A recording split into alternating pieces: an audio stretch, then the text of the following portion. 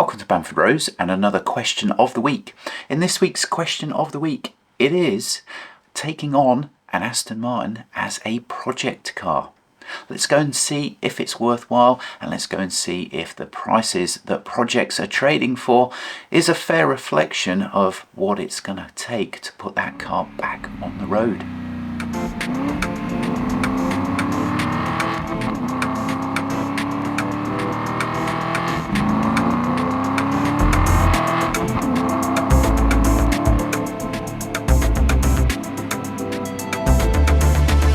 Now, as we saw from the question of the week last week when we looked at the price guide, then entry-level DB9s are trading at about low 20s to mid 20s.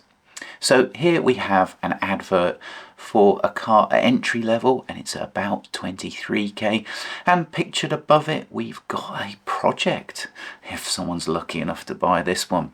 Now, it's advertised as having an engine issue. We also noticed that it's got a category assigned to it as well, so this car is going to have some millstones hanging around its neck, a legacy that it just won't ever get rid of. So this car's market price is always going to be lower than the entry-level cars. But to be fair, it's a Volante and it's low mileage, 20,000 miles from 2006, so maybe without the engine issue this was probably quite a good car, and it might have traded for a little bit above average entry-level price just because it's got good paint by the looks of it, and low mileage and a good history maybe. But nonetheless, it's now got an engine problem, and as we reviewed on question of the week a few weeks back when we looked at the BamfordRose Aston Martin engine repair shop, then there's absolutely no point in taking the engine out of a car, going to the huge effort to strip that big V12 motor down, only to rebuild it with bargain basement parts and do a bit of a half-arsed repair. If you're going to rebuild one of these engines, it's got to be done properly, which means renewing most of the internals. But even if you were buying this as a project car to do all the labour yourself at home, you've still got to buy the parts, and you've still got to have some machining done, skin the head, skin the block. You're never going to put an engine together without machining those surfaces. Maybe there's a liner or two that needs a rehone, so you're going to have probably no cheaper than about £8,000 worth of parts, probably 10. You're going to have a couple of £1,000 worth of machining, and if you did the work yourself, consumables, fluids, lubes to put everything back in, it's probably going to run you to about £15,000 repair at absolute minimum. If you were having that repair work done commercially, an independent specialist, it's probably going to run to £20,000 because you're going to have to pay for the labour to remove the engine, refit and fix the engine when it was out. So if you strike an average, then that's probably 15 grand to put that car back on the straight and narrow. So if you were going to buy it for £19,000 and you're committing yourself to the repair the moment you purchase it, which is £15,000, that's a shade over 30. Now, you're committing yourself to spending that money, so you might as well have gone and bought a DB9 for a shade over 30 to start with and save yourself all the hassle and the aggro of the repair. Now, shade over 30 gets yourself into a really, really nice 450 horsepower DB9. So with a 15 grand repair bill, knowing that you could have bought your 30k car straight away and avoided all the hassle, 19 grand as a purchase price for that project doesn't seem quite right. But what is right? If that car's true market value, if it didn't have its engine problem, was 25, then with a 15 grand repair bill, 10 is about where that car sits. Now, obviously, lots of people are going to jump at the chance of buying that car for 10 grand, and lots of people would get into the repair and realise they'd bitten off more than they could chew, and it would have been easier to have bought a straight car to start with. Being offered 10 grand for that car, obviously the seller isn't going to take that. They're obviously in a bit of a pinch themselves. They've got what they know to be an expensive repair bill on their hands and they're bailing. 19 is a bit of a stretch too far, but save yourself all the hassle. Just jump into the 22k car that's pictured underneath it. So probably the seller is going to have to move if people do their research and realise that 19k is just asking too much.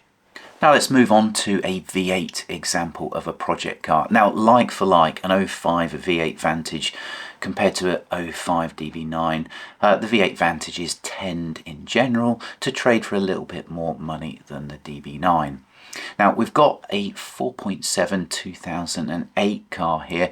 It's of average miles and average condition, and it's got a big end bearing failure, as you can hear from this video.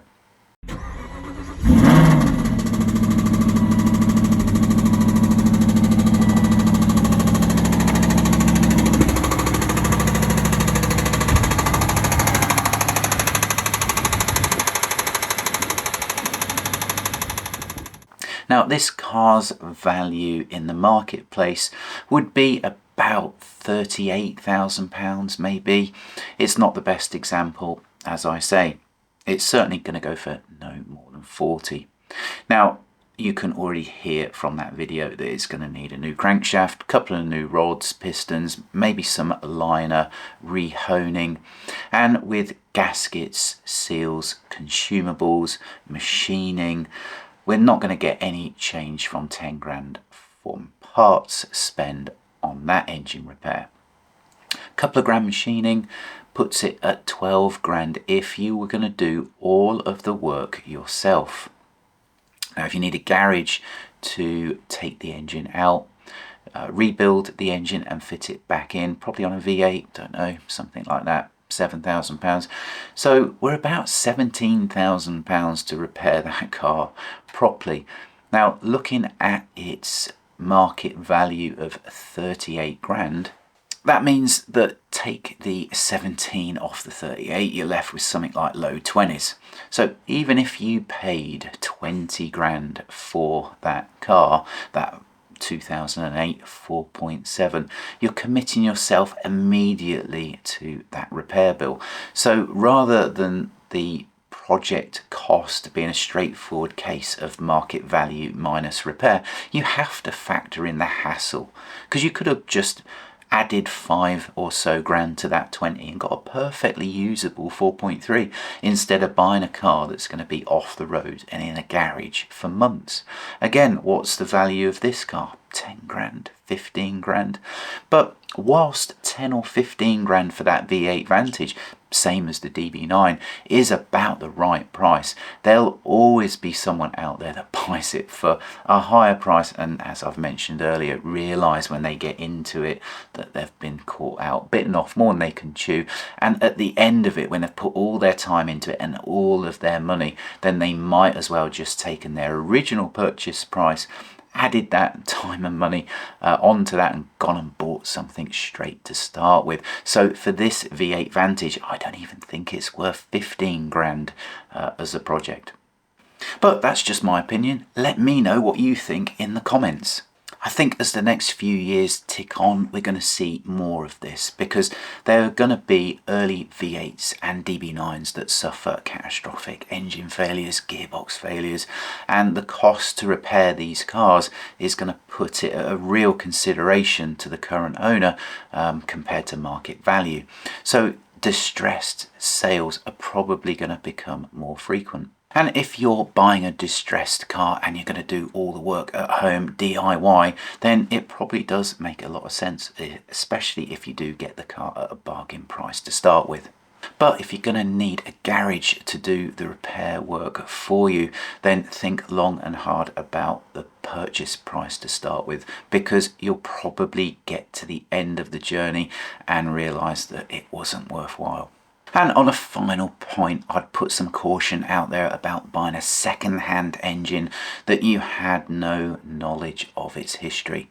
This V12 engine was bought from a scrap merchant, and it was sold as a runner. Apparently on the advert it got some sort of commentary about how the engine was running before it was taken out of the car. We received it from the buyer of the engine. We were going to give the engine a refresh, and when we took the sump off, we were greeted by this. That failure had completely taken out the block. There's some inner sections of the block which were cracked, and actually this block is no longer usable, so this engine is a complete pile of scrap. Now this was bought for about 5 grand, so really if you buy a second-hand engine it is a complete lottery. In the case of the V12, the earlier DB7 or Vanquish engines won't go into DB9, and on that 450 horsepower DB9, a 470 motor with its different cylinder head and compression ratio will need a remap to work properly in the 450 car. It's going to detonate, it's got no knock control in that early DB9, so that's one consideration. And on V8 also, there are no 4.7s in the marketplace, as we know from the video that we did the other week about engine repairs. Then the factory aren't remanufacturing engines at the moment. I'm sure they will in a little while. That means that if a 4.7 loses its block, now we know from that video also that big end bearing failure on 4.7s is starting to occur more and more. Now if the connecting rod and piston comes detached from the crank, it often tries to punch its way out the block, and if you hole a block on a 4.7, that's it, you've lost the block.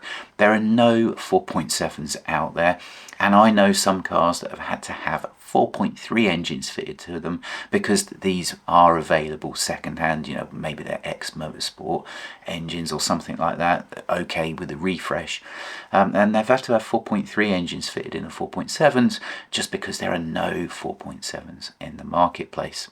Perhaps people will consider an engine swap, put an LS motor in it or something like that.